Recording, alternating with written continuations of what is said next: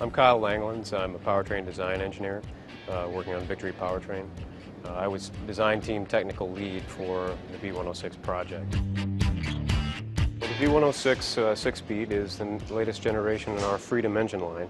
It was developed specifically to meet the needs of our touring bike applications. The V106 is rated at 92 horsepower and 109 foot-pounds measured at the crankshaft.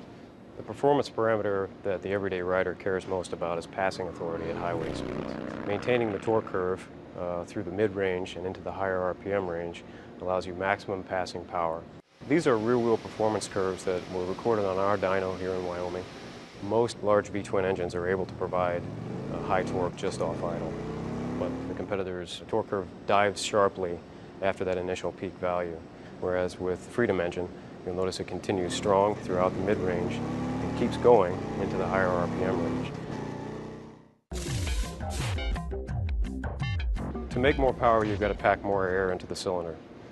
And the 4-valve design helps us do that in a couple of ways. Using 2 intake valves instead of 1, we're better able to package the total valve area that's required to flow enough air to maintain this torque curve at high RPM. To get more air into the engine, it's generally helpful to be able to open and close the valves as fast as possible. That's harder to do with a heavier valve. This is an intake valve from a competitor's 2-valve engine design compared to the intake from the V106. You can see it's clearly a lot heavier. You can see a very heavy multiple coil spring that's required to keep this valve under control, whereas the 106 only requires a single coil spring, much lighter. And here we have 3 separate sets of components, 2 from competitors and 1 from the V106. You can see these are pushrod style competitors, also large V-twins.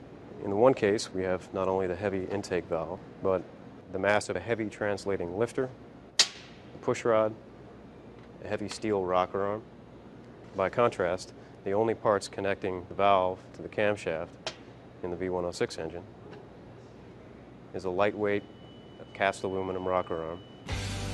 The lightweight components with a stiff structure allow us to maintain good dynamic control, open the valve quickly, close it quickly, and produce this broad, flat torque curve that's so usable to the touring rider. The engine's airbox also doubles as the vehicle frame. Sharing this duty allows us to have a large airbox volume, in this case it's 11 liters, helps reduce intake restriction and eliminate peakiness of the torque curve. Engine cooling requirements generally increase with maximum power, and we find that in our power class, adding a water cooling system with a radiator just isn't necessary. So why do it? You end up with a large, heavy part, hoses cluttering everything up, and increased maintenance requirements. So we've gone with an air and oil cooling scheme.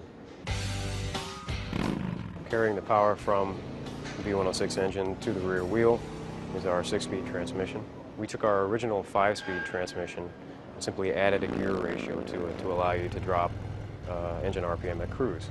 For example, at 70 miles an hour, shifting from 5th into 6th gear drops RPM by about 500. You actually get a reduction in inertial engine vibration of 30%. I don't know if he wanted to show this or not. Right.